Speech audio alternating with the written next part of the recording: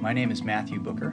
I teach environmental history at North Carolina State University, and I'm interested in the environmental humanities. I'm Kim Gilman. I teach 8th grade social studies and geography.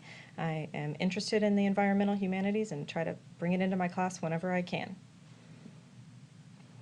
We're here today to demonstrate with two artifacts a little bit about the environmental humanities. So we picked up these two objects here at the National Humanities Center in North Carolina. They're everyday objects, and of course, you could pick up objects like these from your everyday environment. And we're going to use these two objects to demonstrate some environmental humanities thinking and questioning.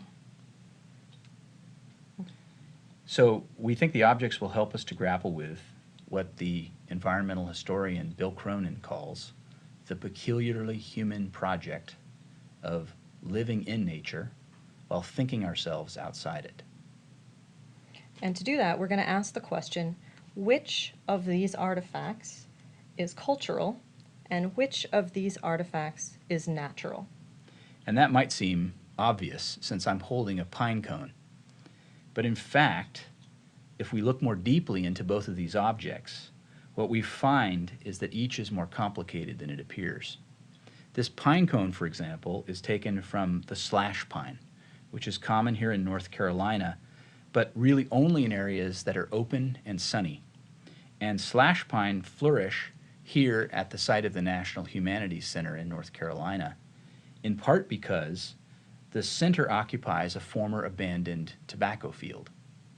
When farmers abandoned the land and left open the fields, slash pines moved in quickly, established themselves, and are more abundant here, for the moment, than they would be without human intervention. So in a sense, this pine cone is a record of human management of the land. It seems like a natural object, but there's a great deal of culture in this simple object. So the kind of place where this tree grows, actually, is not so very different from Walden Pond, where Thoreau went to write his book. Okay, thanks for the transition there. So I have a book by Thoreau, and we can look at the fact that this book is about nature, of course.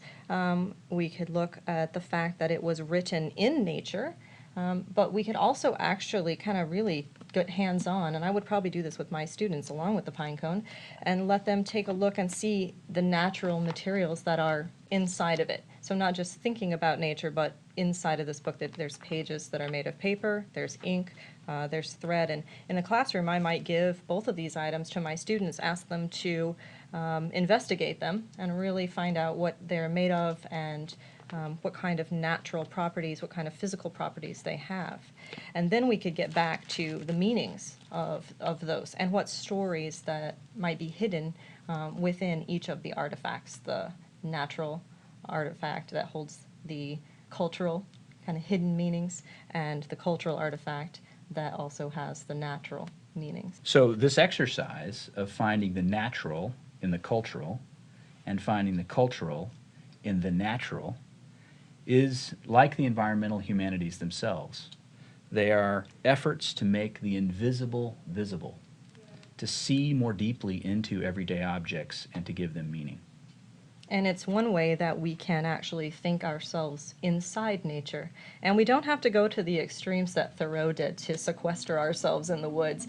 We can just go around our natural environment and find something just every day and find the nature, the meaning, and the beauty in it.